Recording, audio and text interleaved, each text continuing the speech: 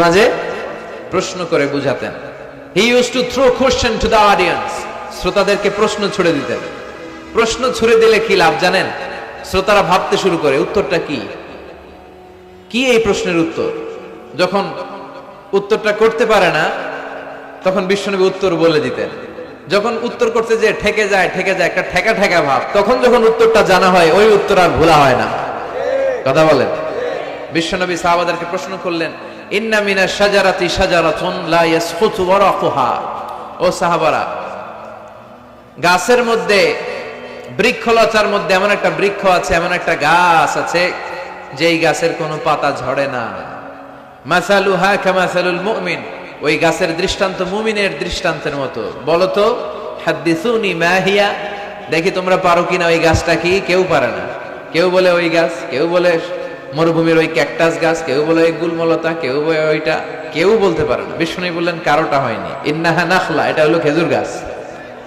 সাহাবারা ভাবসারে খেজুর গাছ তো প্রত্যেক ঘরের পিছনে পিছনে, এটা ধরছে নাকি? ধরলে তো কঠিনটাই ধরুন। এজন্য সাহাবাদের প্রত্যেক বাড়ির পাশে খেজুর গাছ। ওইদিকে মন যায় না, মন গেছে দূরে, দেখি তো কোন গাছ, খুঁজে পায় না। সুবহানাল্লাহ পড়েন। এই যে বিশ্বনবীর শিখানোর পদ্ধতি, education system, how to teach the children, আপনি ছাত্রদেরকে কিভাবে পড়াবেন, এটা বিশ্বনবী হাতে কলমে আমাদেরকে শিখিয়ে গিয়েছে। ওই মজলিসে আব্দুল্লাহ ইবনে ওমর রাদিয়াল্লাহু আনহু আর ওনার বাবা ওমর ফারুক দুইজনই উপস্থিত ছিলেন। বাড়িতে যাওয়ার পরে ছোট্ট আব্দুল্লাহ ইবনে ওমর সাইয়েদনা ওমর ফারুককে বলেন, আব্বা, বিশ্বনবী যে আজকে প্রশ্নটা করছিল আমি কিন্তু উত্তর জানতাম। সুবহানাল্লাহ কইবেন না? ওমর ফারুক বললেন, বলো কি, তুমি জানতা যেটা খেজুর গাছ? আব্দুল্লাহ ইবনে ওমর বলে, না আমি আবি, হ্যাঁ আমি জানতাম। তো বললা না কেন? তুমি যদি আজকে উত্তর দিতে পারতা তাহলে আরবরা লাল কপালের উট পেলে অনেক খুশি হয়ে যায়। তিনি বললেন, লাল চাঁদওয়ালা উট পেলে মানুষ যেরকম খুশি হয়, আজকে তো আমি অত খুশি হইতাম, বিশ্বনবীর সামনে আমার বুকটা এত বড় হয়ে যেত যে আমার ছেলে উত্তর করতে পেরেছে। আব্দুল্লাহ ইবনে ওমর বললেন, আপনি আমার আব্বা, আশেপাশে চাচারা কেউ পারে না, আমি কেমনে কই? সুবহানাল্লাহ কইবেন না? দেখেন বিশ্বনবীর শিখানোর কত চমৎকার পদ্ধতি। তো সে পদ্ধতির অংশ হিসেবে বিশ্বনবী এরকম আঙ্গুল দিয়ে ইঙ্গিত করতেন আর বলতেন, আনা ওয়া কাফিলুল ইয়াতীমি কাহাতাইন, আমি এবং ইয়াতীমের যত্ন যারা করে তারা জান্নাতে একসাথে এইভাবে থাকবে। আবার কিয়ামতের বর্ণনা দিতে যে বিশ্বনবী বললেন, আনা ওয়া সাআতু কাহাতাইন, আমি আর কিয়ামত এরকম পিঠাপিঠি, আমার আর এই দুইটা আঙ্গুলের মাঝখানে যেমনি তেমন ব্যবধান নাই, আমি আর কিয়ামতের মাঝখানেও তেমন ব্যবধান নাই। চিল্লায় পড়েন আল্লাহু আকবার। তাহলে বিশ্বনবীর ঘোষণা অনুযায়ী কিয়ামতের প্রথম আলামত হচ্ছে বিশ্বনবীর স্বয়ং আগমন। এটা হয়েছে কি হয় নাই?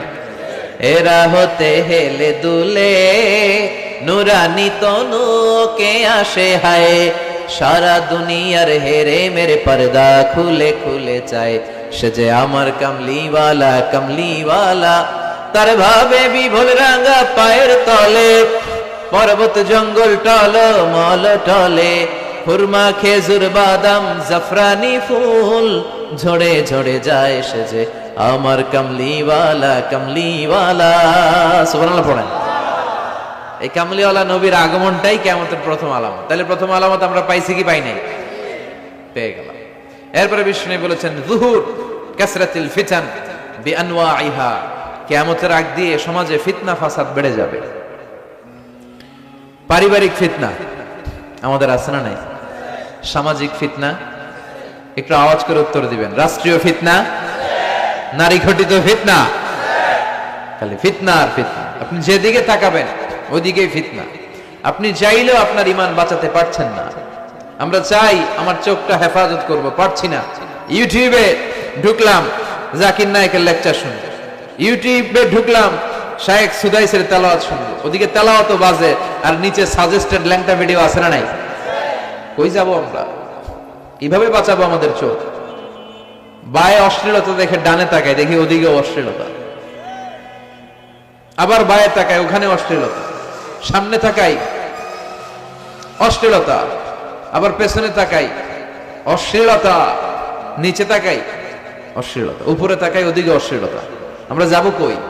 আর নাযার সাহমুন মাসমুম মিন সিহাম ইবলিস, এই দৃষ্টি শয়তানের বিষ মাখানো তীরবানের মধ্য থেকে ভয়ঙ্কর তীর।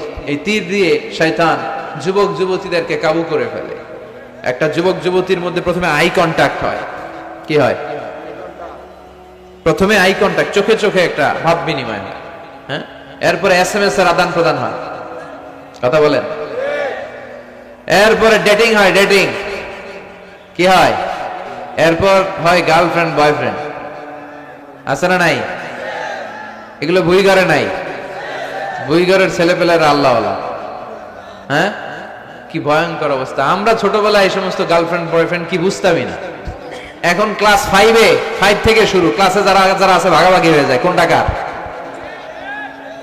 আছে না নাই? কয় এইটা আমার, মানে আমার ফ্রেন্ড, এটা আমার এই কি ফ্রেন্ড, গার্লফ্রেন্ড, এটা আমার গার্লফ্রেন্ড, তো এটা তোর গার্লফ্রেন্ড, আছে না নাই? আবার এটারে সংক্ষেপ করছে, কয় GF, কি কয়? তোমাদের এগুলা নাই তো? হ্যাঁ আছে, অর্ধেক কয় আছে, অর্ধেক কয় নাই, খুব চালাকেরা। প্রিয় ভাইয়েরা, এগুলো আমাদের সংস্কৃতি নয়। বিবাহ বহির্ভূত যে কোনো ধরনের নারী পুরুষের সম্পর্ককে হারাম করেছে কে? আসুন আমরা বিয়েটাকে সহজ করি, আর্লি ম্যারেজ ক্যাম্পেইন করি। আর কত বলবো, যতদিন বেঁচে থাকি বলবো, বিয়েটারে সহজ করে দেন। ছেলের বাবা যারা আছেন, মেয়ের বাবা যারা আছেন, বিয়েটা সহজ করে দেন। তা না হলে এই যে 14ই ফেব্রুয়ারি গুলো যায়, আছে না নাই? কি নাম, কি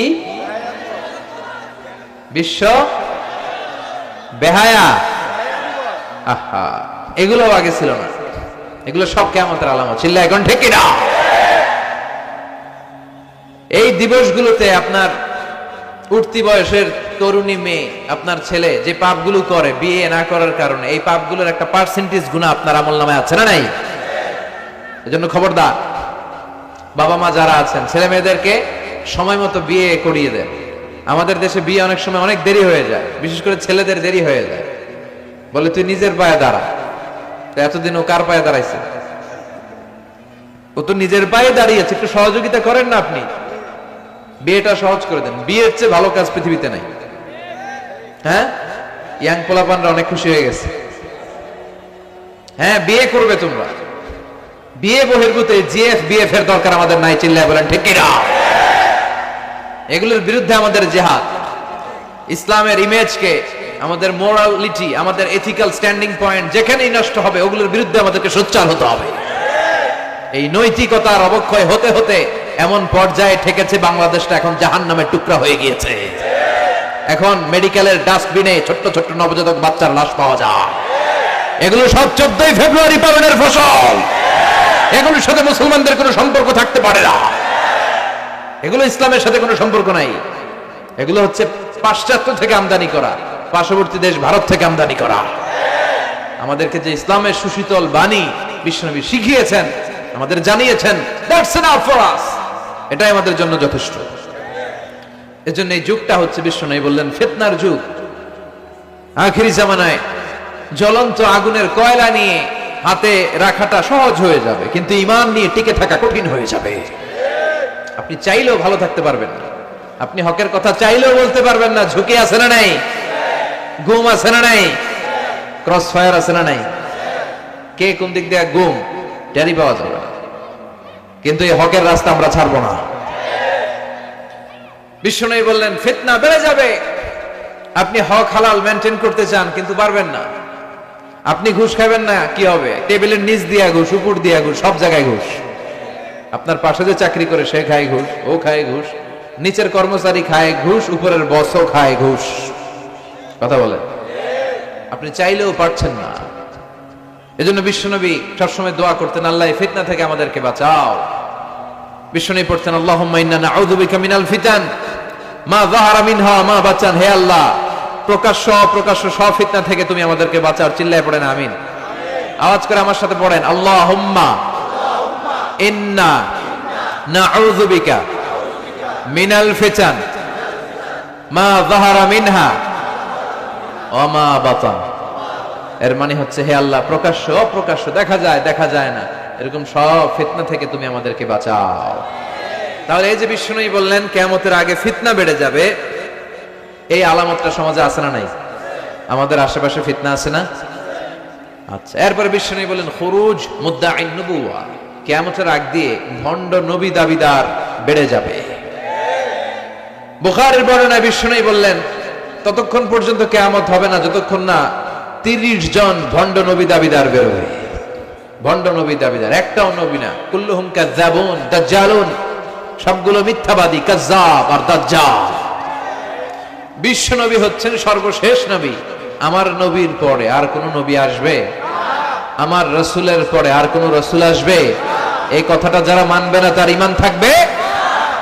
মা কানা মুহাম্মাদুন আবা আহাদিম মির রিজালিকুম ওয়ালাকিন রাসূলুল্লাহি ওয়া খাতামান নাবিয়্যিন। মুহাম্মদ তোমাদের কোন ছেলেদের পিতা নয়, তিনি হলেন আল্লাহর রাসূল, তিনি হলেন শেষ রাসূল। খাতামান নাবিয়্যিন, সাইয়েদনা আদম থেকে শুরু করে নবী আসার যে ধারাবাহিকতা, এটা বিশ্ব নবীর মাধ্যমে এই চেইনটাকে কাট আপ করে দিয়েছে কে? আমার নবীর পরে কোনো নবী নাই। বিশ্ব নবী বলতেন, লা নাবিয়্যা বা'দি ওয়ালা রাসূলা, আমার পরে নবীও নাই, রাসূলও নাই, তবে লাউ কানা বা'দি নাবিয়্যুন লাকানা উমর, আমার পরে যদি কেউ নবী হতো আমার সাহাবী ওমর নবী হয়ে যেত। প্রভু তুমি বলেছো রাসূল দেবে না, বলনি দেবে না ওমর, বলনি দেবে না হামজা তারিক, খালিদ বিজয়ী সমর। প্রভু তুমি বলেছো রাসূল দেবে না, বলনি দেবে না ওমর, বলনি দেবে না হামজা তারিক, খালিদ বিজয়ী সমর। প্রভু তুমি বলেছো রাসূল দেবে না। সুবহানাল্লাহ পড়েন। ওমর ফারুক নবী হয়ে যেত, এমন কোয়ালিটি ছিল। আসাদুহুম ফি আমরিল্লাহি উমর, আল্লাহর আইন বাস্তবায়নের ক্ষেত্রে গোটা বিশ্বের মধ্যে সবচেয়ে শক্ত ছিলেন সাইয়েদনা ওমর। আর এই উম্মতের মধ্যে সবচেয়ে নরম দিলের ছিলেন সাইয়েদনা আবু বকর। আরহামু উম্মতি বি উম্মতি আবু বকর। তিনি যখন নামাজে দাঁড়াতেন, সালাতে দাঁড়াতেন, উনি যখন তেলাওয়াত শুরু করতেন, ওনার কান্নার আওয়াজে তেলাওয়াতের আওয়াজ বোঝা যেত না। আর আমাদের নামাজে কান্না আসে? হ্যাঁ, নামাজে দাঁড়াইলে সারাদিন যেটা মনে পড়ে না ওটা নামাজে দাঁড়াইলে মনে পড়ে। আছে না নাই? নামাজেও দাঁড়ায়, আবার বিপিএল এ কি হইলো ওই টেনশন আছে না নাই? নামাজও পড়ে, আবার মাশরাফি কি আউট, এখন তো আবার উনি কি এমপি না, মাননীয় এমপি মাশরাফি। এমপি বললে কেমন জানে লাগে, শুধু মাশরাফি বলতে ভালো লাগে, কথা কন। তো উনি কি আউট নাকি ছক্কা, এই টেনশন গুলো আছে না নাই? এই তো আমাদের নামাজ। এই নামাজগুলো মিজানের পাল্লায় উঠালে কোনো ওজন হবে? কথা বলেন। বিশ্বনবী যখন সালাত পড়তেন, বিশ্বনবীর পা গুলো ফুলে, হাত্তা তাতাওয়াররামু কাদামা, টিউমার যেমনি ফুলে থাকে বিশ্বনবীর পা গুলো ফুলে যেত। তাহাজ্জুদ পড়তে পড়তে দাঁড়িয়ে থাকতে থাকতে হাত দুইটা প্যারালাইজড হয়ে যেত, আর নাড়াতে পারে না। এরপরে তিনি হাত ছেড়ে দিতেন প্রশান্তির জন্য, এরপরে হাত ছেড়ে দিয়ে কেরাত পড়তেন, আবার যখন ভালো লাগতো আবার ধরতেন। সুবহানাল্লাহ পড়ে। আলী কারামাল্লাহু ওয়াজহার পায়ের ভেতরে এক যুদ্ধে তীর ঢুকে গেল। এই তীর টেনে বের করা যায় না, তীর টান দিলে উনি চিৎকার মারে, জখম হয়েছে অনেক ভিতরে। বিশ্বনবী বললেন, আরিহনা বিসসালাহ ইয়া বিলাল, আকিমিস সালাহ, বেলাল আযান দাও, নামাজ শুরু করি। নামাজ শুরুর আগে আরেক সাহাবীরে বললেন, আলী যখন জামাতের কাতারে দাঁড়াবে, তুমি নামাজে না দাঁড়িয়ে আলীর পায়ের সামনে যে ওই পায়ের তীরটা টান দিয়ে বের করবা। সুবহানাল্লাহ পড়েন। একামত হলো, বিশ্বনবী সালাত শুরু করলেন। বিশ্বনবীর কথা অনুযায়ী ওই সাহাবী যে আলী কারামাল্লাহু ওয়াজহার পা থেকে টান দিয়ে তীরটা বের করে নিয়ে আসলেন, ফিনকি দিয়ে রক্ত বেরোলো, জায়গাটা রক্তে সয়লাভ, কিন্তু সাইয়েদনা আলী কারামাল্লাহু ওয়াজহা টেরি পায় নাই। সালাত শেষ, উনি দেখেন পায়ের মধ্যে তীর নাই, রক্তের সয়লাভ, যেখানে দাঁড়ালেন ওখানে খালি রক্ত। বিশ্বনবীরে বললেন, ও নবী আমার পায়ের তীর কই? বিশ্বনবী বললেন, আলী রে, আমি জানি তুমি যখন যায় নামাজে নামাজের জন্য দাঁড়িয়ে যাও, দিন দুনিয়ার হুঁশ তোমার থাকে না, তোমার হৃদয়টা এখানে থাকে না, দেহটা এখানে থাকে, হৃদয়টা চলে যায় আল্লাহর আরশের উপরে। উনাদেরও নামাজ, আমাদেরও। সাহাবারা যখন মরুভূমিতে নামাজ পড়তেন, মরুভূমির পাখিগুলো এসে সাহাবাদের মাথার উপরে বসে যেত। পাখিগুলো মনে করতো এগুলো মরুভূমির খেজুর গাছটা হবে, কি হবে, কারণ নড়ে চড়ে না তো, আমাদের মতো এরকম দাড়ি চুলকা না, এরকম জামা ঠিক করে না, দাঁড়াইছে তো দাঁড়াইছেই। সুবহানাল্লাহ পড়েন। তো ইবাদতে এরকম আন্তরিকতা, একাগ্রতা দরকার আছে না নাই? বিশ্বনবীর পরে কোনো নবী হবে না, কিন্তু বিশ্বনবী বললেন কিয়ামত আগে এরকম অনেক ভণ্ড নবী দাবিদার বের হবে। বিশ্বনবীর সময়কালেই এক ভণ্ড নবী দাবিদার বের হয়েছিল, ওর নাম হচ্ছে মুসাইলামাতুল কাযযাব। এসে বলে মুহাম্মদ আন-নবুওয়া নিসফুন লাকা ওয়া নিসফুন লি, তুমি একা নবী নও, নবুয়ত অর্ধেক তোমার অর্ধেক আমার, আমারটা আমারে বুঝায় দাও। বিষ্ণু বললেন তোরে বুঝাই দেবো, আনতা লাস্তা মুসাইলামা ফাকাত আনতা মুসাইলামাতুল কাযযাব, আজ থেকে তুই শুধু মুসাইলামা না, তুই ভণ্ড মুসাইলামা, তুই মিথ্যাবাদী মুসাইলামা। বিশ্বনবীর পরে এরকম আলজেরিয়াতে অনেক ভণ্ড নবী দাবিদার বের হয়েছে। এই যে ভারতবর্ষের ইন্ডিয়া পাকিস্তান, এখানে পাঞ্জাব একটা এলাকা আছে, নাম শুনছেন? গোলাম মির্জা গোলাম আহমদ কাদিয়ানি, এই বেয়াদবটাও নবুয়ত দাবি করেছে। নাউজুবিল্লাহ পড়তে পারলেন না? সে প্রথমে দাবি করছে আমি শেষ নবী,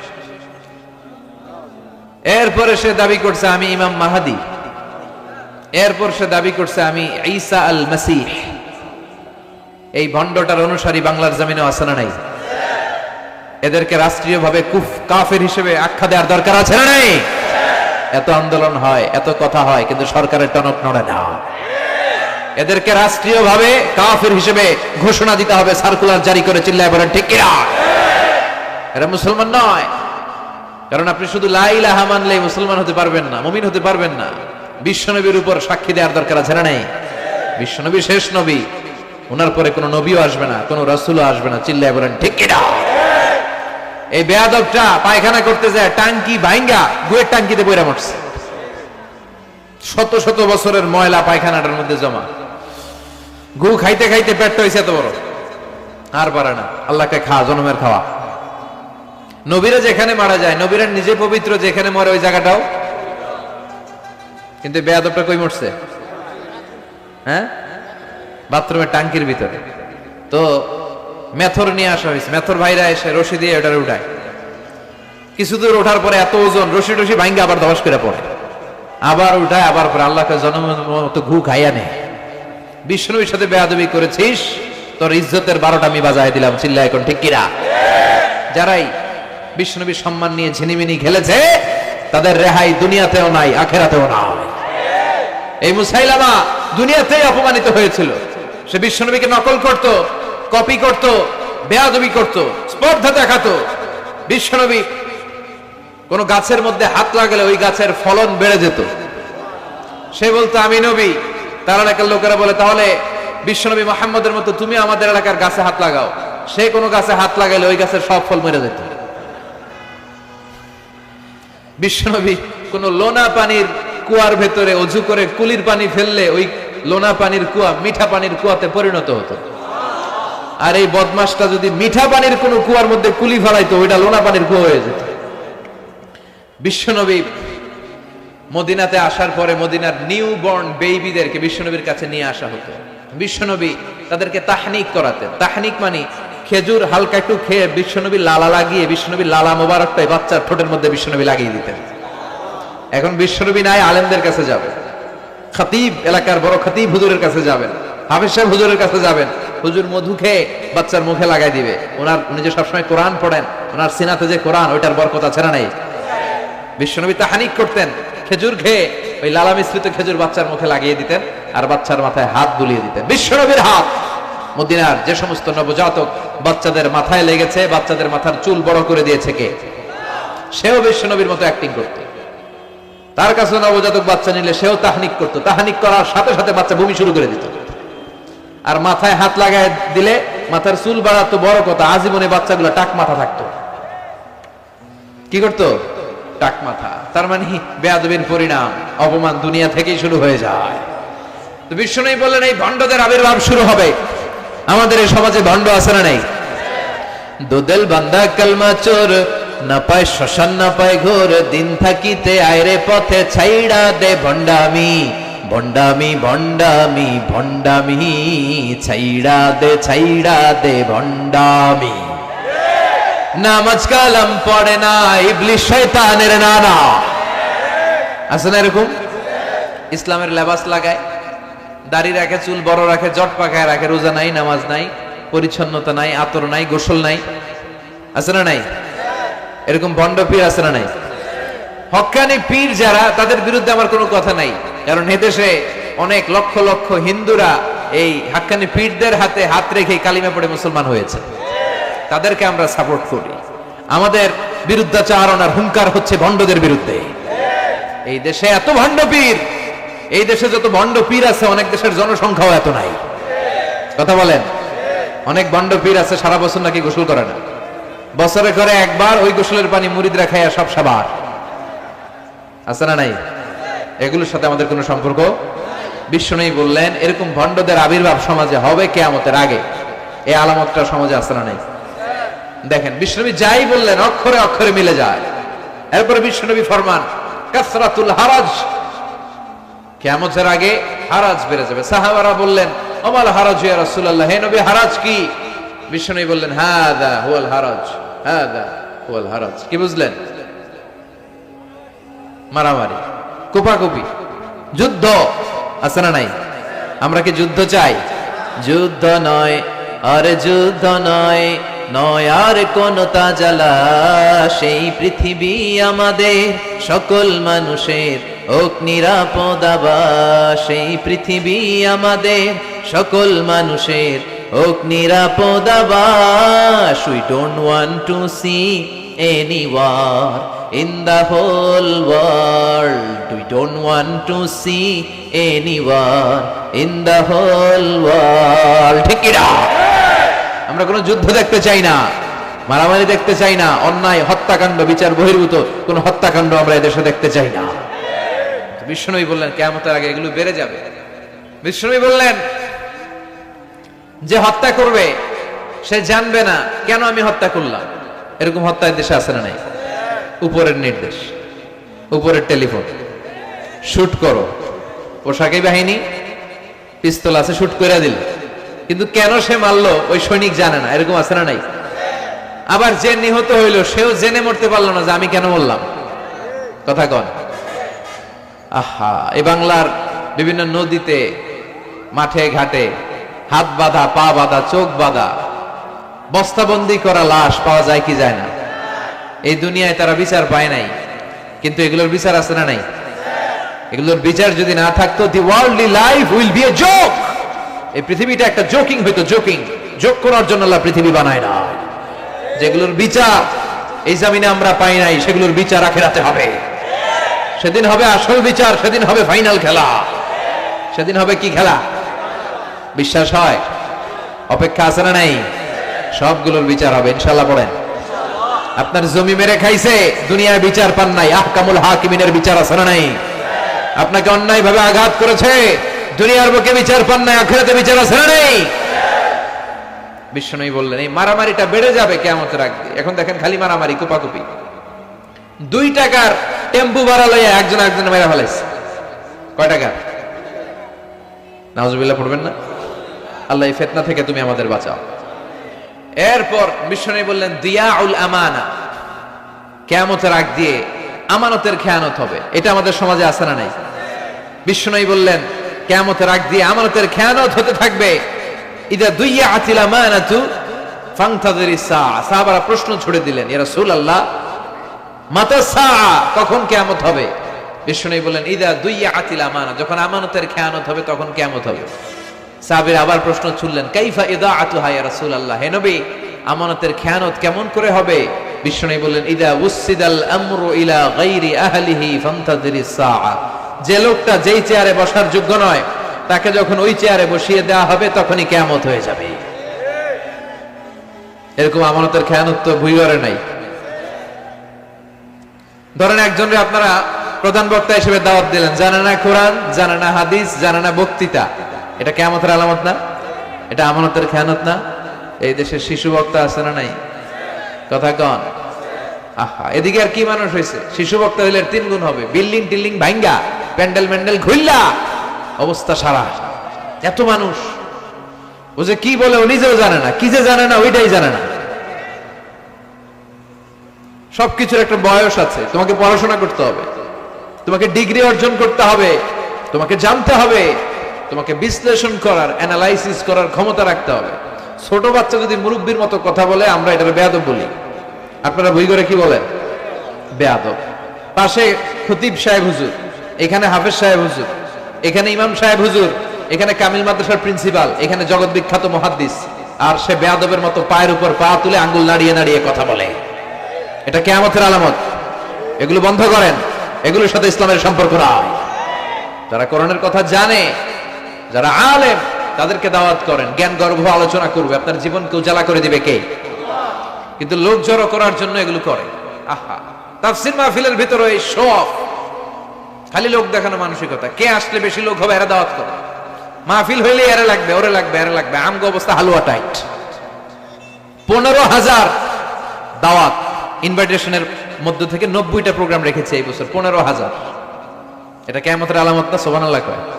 আর এটা কিয়ামতের আলামত। কেন আমারে লাগবে কেন? আপনার এলাকায় মুহাদ্দিস নাই? আপনার এলাকায় মুফাসসির নাই? মিজানুর রহমান আজহারীকে লাগবে কেন? মিজানুর রহমান আজহারী যেখানে সুযোগ হবে 2-4 জায়গায় প্রোগ্রাম করবে। এখন তো ইউটিউবে সব দেখা যায় যে এত চ্যানেল, অনেক মাহফিলে এত শ্রোতাও নাই।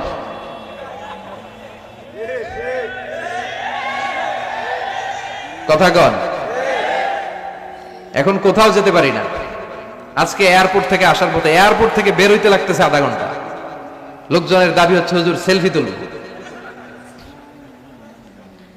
সেলফি তুলবো, তাও বিভিন্ন অঙ্গভঙ্গি করে, এরকম মুখ বাঁকা করে, এরকম হাত বাঁকা করে। আমি বললাম কি স্টাইল? তো এটা গ্যাংনম স্টাইল। আছে না নাই? তো এগুলো লৌকিকতা যেন না হয়। এটা তো দিনের দাওয়াতের একটা সেক্টর, একটা প্ল্যাটফর্ম। এখানে ভুইগড়ের যিনি সবচেয়ে বড় খতিব সাহেব হুজুর, উনি আসলেই চলবে। বড় আলেম উনি আসলেই চলবে। পাবনা জেলার বড় আলেম পাবনায় কথা বলবে, আর অন্যান্য জেলার যদি সুযোগ হয়। কিন্তু এমন ভাবে এটারে আমরা একটা আক্রমণাত্মক জায়গায় নিয়েছি। একটা ডেটের জন্য মানুষ সিআইপি ভিআইপি দিয়ে ট্রাই করে, এটা ঠিক না। এই টেন্ডেন্সি থেকে আমরা যেন বেরিয়ে আসি। আমরা, আমাদের দরকার ইখলাস। কি দরকার? ইখলাসের বড় অভাব। আবার মাহফিলে গেলে আমাদেরকে অনেক ক্রাইটেরিয়া দেয়, বলে হুজুর আপনার কিন্তু আজকে কাঁপাইতে হবে। আমি আসছি কোরআন থেকে কথা বলতে, এখানে কাঁপাকাঁপি হলে তো ভূমিকম্প হয়ে যাবে। কথা বলে। আবার বলে হুজুর আপনার কিন্তু আজকে জমাই দিয়া যাইতে হবে। কি করতে হবে? জমাইতে হবে। তো এগুলোর সাথে ইখলাসের কোনো সম্পর্ক আছে? আবার বলে হুজুর কেউ যেন না ওঠে, আপনার কিন্তু ধরে রাখতে হবে। মানে আমনে করে সবাইরে ধরে রাখতে হবে, পা ধরে থাকেন। এগুলোর সাথে হেদায়েতের কোনো সম্পর্ক। এজন্যই তো সমাজে হেদায়েত নাই। মাহফিলের পরে মাহফিল হয়, ফজরের নামাজটা ঠিকমতো হয় না। হেদায়েত শূন্য, হেদায়েত নাই, ইখলাস নাই। কি উদ্দেশ্যে শুনতেছি এটা যেন খেয়াল করে আমল করতে পারে, এই টেন্ডেন্সিটা নাই। আসুন আমরা একটু থামি। স্টপ, থামেন, অনেক হয়েছে। আন্না ইসলাম কি বলে, কি শিখাতে চায়, কি বুঝাতে চায়, ওইটা বোঝার চেষ্টা করেন, ওইভাবে মানার চেষ্টা করেন। কে কি বললো দেখার দরকার না, এত লোক জড়ো হওয়ার দরকার নেই। আজকে যদি চ্যানেল একটাও না থাকতো, 10 জন বসে যদি আমার কথা শুনতো, কোনো সমস্যা আছে? কথা বলেন। এজন্য হেদায়েতটা সবচেয়ে বেশি জরুরি, ইখলাসটা জরুরি। আল্লাহর প্রতি ভয়, আস্থা, ভালোবাসা, এটা বেশি জরুরি। আল্লাহ তুমি ইখলাস দিয়ে আমাদের হৃদয়টাকে পূর্ণ করো। তাহলে এই যে লোক যে চেয়ারে বসার যোগ্য না, ওই লোক যদি ওই চেয়ারে বসে, কিয়ামতের আলামত আছে না নাই? চেয়ারম্যান হওয়ার যোগ্যতা যদি না থাকে, যদি চেয়ারম্যান হয়ে যায়, হ্যাঁ, সাইয়্যিদুল কওমি খাদিমুহুম, নেতা হবে তারা যারা মানুষকে খেদমত করবেন। খেদমত করার জন্য 1.5 কোটি টাকা খরচ করে চেয়ারম্যান ইলেকশন করে, 5 কোটি টাকা। এগুলো কেন? এই ট্রেডিশন দেশে আসলো কেন? উনি টাকা খরচ করবে কেন? ওনার চা খাওয়ানো আর সিগারেট খাওয়ানো লাগবে কেন? উনি তো আমাদের খাদেম হওয়ার জন্য আসছে। উনি জনপ্রতিনিধি হয়ে দাঁড়াবে, যাকে আপনারা পছন্দ করবেন ভোট দিবেন না। হাজার হাজার কোটি টাকা, শোডাউন, শো অফ আছে না নাই? কিয়ামতের আলামত। মসজিদের সভাপতির সাথে মসজিদের কোনো সম্পর্ক নাই, আছে না নাই? সব সভাপতিকে আমি এক পাল্লায় মেপে দিচ্ছি না, বেশিরভাগের এই অবস্থা। ভালো 2-1 জন আছে, আমি জেনারেলাইজ করছি না। সভাপতি তো হবেন তিনি যার সাথে মসজিদের দরদ বেশি, মায়া বেশি, মসজিদে যায় বেশি, ঠিক কিনা? এখন বছরে ওনারা একবার খুঁজে পাওয়া যায় না উনি সভাপতি, উনি সেক্রেটারি, উনি ক্যাশিয়ার, আছে না নাই? তার মানে উনি এখানে বসার যোগ্য ছিল না, ওনারে বসানো হয়েছে। যেই লোক যেই চেয়ারে বসার যোগ্য না, তারা যখন ওই চেয়ারে বসিয়ে দেওয়া হবে, বিশ্বনবী বললেন তখনই কিয়ামত হয়ে যাবে।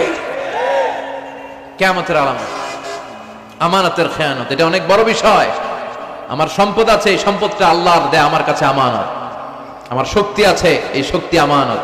যুবক যারা আছো, তোমাদের যৌবনটা আল্লাহর দেয়া, তোমাদের কাছে সবচেয়ে বড় নেয়ামত এবং আমানত। তোমরা এখন চাইলে অনেক কিছু করতে পারো। তোমাদের একটা সদিচ্ছা তোমাদের এলাকাটারে জান্নাতি বানিয়ে দিতে পারে। তোমরা চাইলে সাগরের স্রোতকে পাল্টে দিতে পারো, বাতাসের গতিকে উল্টে দিতে পারো, তোমরা ইতিহাস রচনা করতে পারো। বিশ্বনবী যখন তোমাদের মতো যুবক ছিল, তিনি হালাফুল ফুদুল যুব সঙ্গ করেছেন, গানের কনসার্ট করে নাই, যাত্রাপালা করে নাই, নাচানাচি করে নাই। উনি হাতে হাত রেখে বলেছেন মক্কার বুকে কোনো টেন্ডারবাজি থাকবে না, মক্কার জমিনে কোনো চাঁদাবাজি থাকবে না, ধর্ষণ থাকবে না, মক্কার জমিনে কোনো দুর্নীতি চলবে না। যুবকদেরকে নিয়ে উনি এই কাজগুলো করেছেন। এখন একটার পর একটা আমানত আমরা খেয়ানত করে চলি। আমার সম্পদ আমার আমানত, আমার ছেলে মেয়ে আমার আমানত। আমার ছেলে কার সাথে মিশে, ও ডিশের কোন চ্যানেল দেখে, ও ইউটিউবে কোন সাইট ব্রাউজ করে, এটার ব্যাপারে কিয়ামতের দিন আমার জিজ্ঞেস করবে কে? কারণ এটা আমানত। যিনি চেয়ারম্যান, পুরো ইউনিয়ন পরিষদ তার কাঁধে আমানত। যিনি এমপি, ওনার এলাকায় কি ঘটে না ঘটে এটা খোঁজ খবর নেওয়া তার আমানত। মেম্বার অফ দ্য পার্লামেন্ট যিনি আছেন এই এলাকার, তার এলাকায় যদি ইয়াবার আড্ডা বসে, গাঞ্জার আসর বসে, এটার দায়ভার তিনি এড়াতে পারেন না। তার এলাকায় ধর্ষণ হলে এটার দায়ভার তিনি এড়াতে পারেন না। এটা তো আমানত। যিনি মন্ত্রী, পুরো মন্ত্রণালয় এটা তার কাঁধে আমানত। যিনি মাননীয় প্রধানমন্ত্রী, আমার 56,000 বর্গ মাইলের প্রতিটা ইঞ্চি মাটি তার হাতে আমানত। এটা অনেক বড় বিষয়। আর মুমিনের বৈশিষ্ট্য হচ্ছে ওয়াল্লাযীনা হুম লিআমানাতিহিম ওয়া আহদিহিম রাউন। যারা বিশ্বাসী তারা কথা দিয়ে কথা রাখে আর আমানতের খেয়ানত করে। এজন্য আমানত পূর্ণ করতে রাজি আছেন? যেখানেই আমানত নষ্ট হবে সেখানেই কিয়ামতের ভয় আছে না নাই? দেখেন বিশ্বনবী কত চমৎকার করে দার্শনিকের মতো বলে গেলেন, যাই বলে গেলেন তার পুরোটাই সমাজের সাথে মিলে যায়। আমরা যেন আমানতের খেয়ানতকারী না হই, আমরা যেন আমানতকে সংরক্ষণ করতে পারি। আল্লাহ তুমি তৌফিক দাও।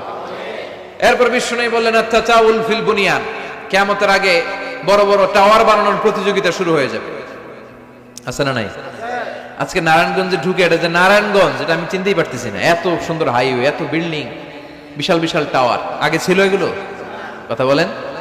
আরব বিশ্বে দেখবেন বুর্জ আল খলিফা, জমজম টাওয়ার, এই টাওয়ার ওই টাওয়ার, একটার পর একটা টাওয়ার।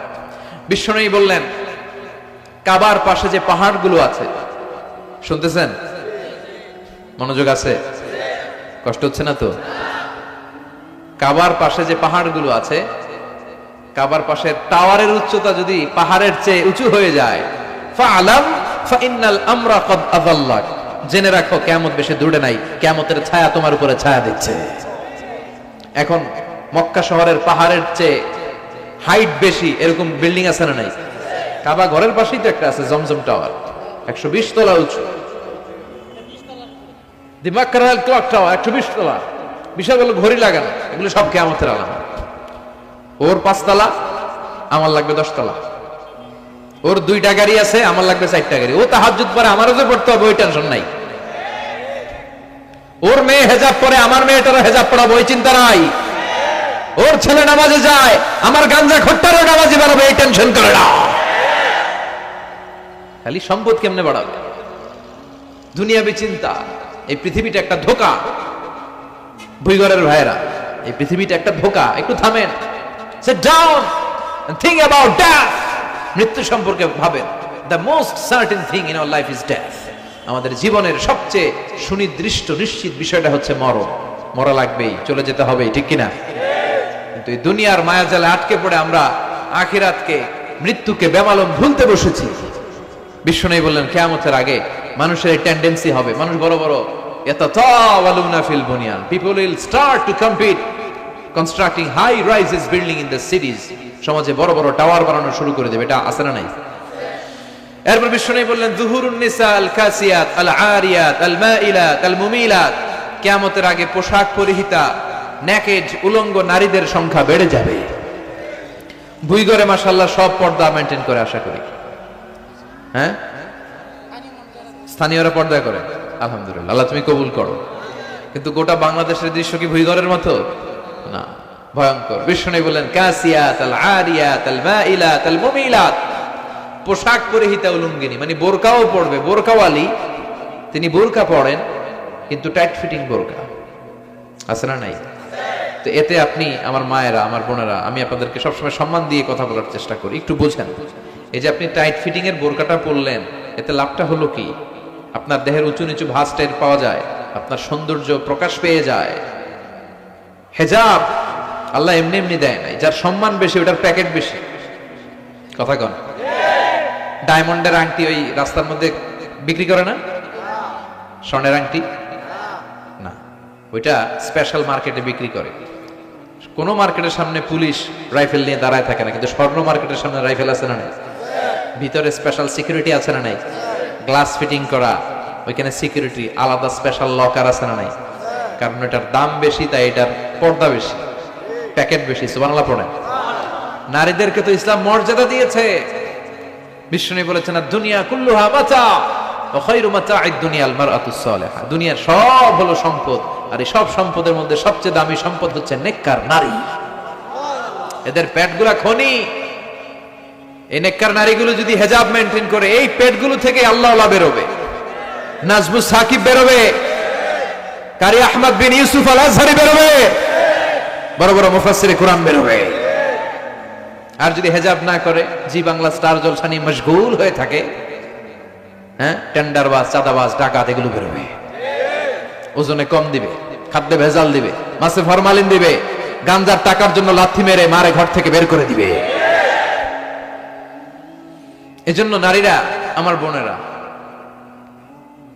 আপনারা অনেক সম্মানিতা, নিজেদের সম্মান সম্পর্কে সচেতন হন। এই হেজাব আপনার অধিকার। এই হেজাব নারীর অহংকার, হেজাব নারীর আভিজাত্যের প্রতীক, হেজাব নারীর রুচির প্রতীক। আপনার রুচিটা কেমন আপনার পোশাক দেখে বোঝা যায়। কথা কন, যে মেয়েটা হিপ হপ স্টাইলে চলাফেরা করে, গ্যাংনং স্টাইলে, এই মেয়েটারে ইফটিজিং করার সুযোগ আছে না নাই? কিন্তু যে হেজাব মেনটেন করে যেই নারীরা চলে, এদেরকে দেখলেই একটা সম্মান চলে আসে। কি ভুল বললাম? একটা সম্মান আসে না? আপনাদের সম্মানটা আপনারা রাখবেন। বিষ্ণু বললেন যুহুরুন নিসাল কাসিয়াতাল আরিয়াতাল মাইলাতাল মুমিলা। কিয়ামতের আগে পোশাক পরিহিতা উলঙ্গিনী নারী বেরোবে। লা ইয়াজিদনা রিহাহা লা ইয়াদখুলনাল জান্নাতা ওয়া লা ইয়াজিদনা রিহাহা। এই নারীগুলো জান্নাতে তো প্রবেশ করবেই না, জান্নাতের ঘ্রাণও নাকে লাগবে না। ওয়া ইন্না রিহাহা তুজাদু মিন মাসিরাতি 500 সানা। আর জান্নাতের ঘ্রাণ 500 বছর দূরের রাস্তা থেকে টের পাওয়া যায়। খেয়াল করে বুঝেন, এখান থেকে জান্নাতে পৌঁছতে আরো 500 বছরের রাস্তা। কয় বছরের? এত দূরে থাকতেই জান্নাতের সুবাতাস এসে আপনার নাকে ধাক্কা লাগবে। সুবহানাল্লাহ পড়বেন না? এই নারীগুলো জান্নাতে যাবে না, জান্নাতের ঘ্রাণও পাবে না। এজন্য বাবা যারা এসেছেন সচেতন হন। আপনার মেয়ে চাইলেই যে কোনো ড্রেস আপনি তাকে কিনে দিতে পারেন না। মায়েরা যারা আমার কথা শুনছেন, আপনার মেয়ে আবদার করবে, সে তো ছোট, সে কি বুঝে? কিন্তু দেখবেন অনেক বিয়ের অনুষ্ঠানে আমি দেখেছি, মায়ের বয়স হচ্ছে 60, মায়ের হাত মোজা, পা মোজা, বোরকা লাগাইছে 2টা, পাশে ষোড়শী, অষ্টাদশী, তন্নি, সুন্দরী, সুস্নিগ্ধা এক মেয়ে, বয়স মাত্র 18, ওর বুকে ওন্না নাই, ওটা গলায় শোভা পাচ্ছে। এই 60 বছরের বুড়া মহিলার দিকে কেউ তাকাবে?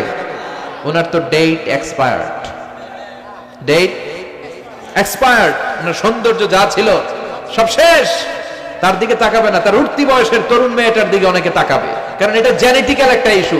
একটা পুরুষ একটা নারীর দিকে জেনেটিক্যালি আকৃষ্ট হবে, এটাই স্বাভাবিক, ঠিক কিনা? এজন্য আপনার হাত মোজা, পা মোজা আপনার দরকার ছিল না, আপনি পাতলা কাপড় পরলেও সমস্যা নাই। কথা কন, হাত মোজা, পা মোজা দরকার ছিল আপনার যুবতী মেয়েটার হাতে, যুবতী মেয়েটার পায়ে। এজন্য আপনারা আপনাদের সম্মানকে বুঝবেন। যারা নারী স্বাধীনতার কথা বলে, নারী আন্দোলনের কথা বলে, এরা নারীদেরকে ঠকায়। এরা নারীদেরকে বিজ্ঞাপনের বিলবোর্ডে নগ্ন করে উপস্থাপন করে। রাস্তা দিয়ে হাঁটি, চোখ খুলতে পারি না। আমার মায়েরা, এরা আমার দেশের মেয়ে, এরা এই 56,000 বর্গমাইলের মেয়ে। এই মেয়েগুলোকে উলঙ্গভাবে হাফ নেকেড করে এই সিনেমা হলগুলোর পোস্টারগুলো যে দেওয়া হয়েছে, এতে এদের সম্মান বেড়েছে না কমেছে? ওদিকে চোখ তুলে তাকানো যায়? এজন্য নারী স্বাধীনতার কথা যারা বলে, এদের কথায় ফাঁদে পা দিবেন না। এরা আপনাদের সম্মান বাড়াতে চায় না, এরা আপনাদেরকে বিলবোর্ডে উঠাতে চায়, আপনাদেরকে উলঙ্গ করে রূপালী পর্দায় উঠাতে চায়, টিভির পর্দায় আপনাদেরকে নেকেড করে উপস্থাপন করতে চায়। এদের ঘরেই নারীরা বেশি নির্যাতিতা হয়, এদের কাজের মেয়েরাই বেশি নির্যাতিতা। আর সুযোগ পেলে এরা ধর্ষণে সেঞ্চুরি করতে দেরি করে না। এজন্য নারীদেরকে সম্মান দিয়েছে ইসলাম। আমার বোনেরা, আমাদের সম্মান যেন আমরা রাখতে পারি। আল্লাহ তুমি বোঝার তৌফিক দান করো। এরপরে বিশ্বনবী বললেন ইতাআতু যাওজা ওয়া উকুকুল কিয়ামতের আগে বিয়ে করার পরে ছেলেগুলো মাকে ভুলে গিয়ে স্ত্রীর পেছনে পেছনে দৌড়াবে, স্ত্রীর আনুগত্য করবে। এরকম নমুনা আছে না নাই? বই ঘরে আছে? হ্যাঁ, মুরব্বী অনেক পজিটিভ, মাশাআল্লাহ। সবকিছু ইউনিক, কিছু কিছু অথবা নাই। এদিক থেকে আওয়াজ আসতেছে আছে, হয়তো কিছু কিছু আছে, কিছু কিছু নাই। জেনারেলাইজ করা ঠিক হবে না। তো এই জন্য মাকে ভুলে যাওয়া যাবে না। মায়ের দোয়া বড় দোয়া। মায়ের দোয়া সবার আগে কবুল। বুলেট মারলে বুলেট মিস হয়, মায়ের দোয়া মিস হয়? খবরদার। স্ত্রী চলে গেলে নতুন স্ত্রী পাওয়া যায়, মা মরে গেলে মা পাওয়া যায়? তাই বলে আমি বলছি না আপনার স্ত্রীকে ডিভোর্স দেন না, বুঝান, মাকেও বুঝান, স্ত্রীকেও বুঝান, বুঝানোর চেষ্টা করেন। সমাজের এখন সবচেয়ে বড় সমস্যাটা হচ্ছে শাশুড়িরা চায় আমি ডমিনেট করব, আমার এতদিনের গড়া সংসার। বউ এসে কয় না আমি আইছি মাগার, আমি সব খায় হলাম। আচ্ছা না নাই? এই যে সবাই ডমিনেট করতে চায়, এটা সমস্যা। সমাধানটা কি? সমাধানটা হচ্ছে আমাদের শাশুড়ি যারা আছে সমাজের, তাদের উচিত বৌমাটারে নিজের মেয়ের মতো মনে করা।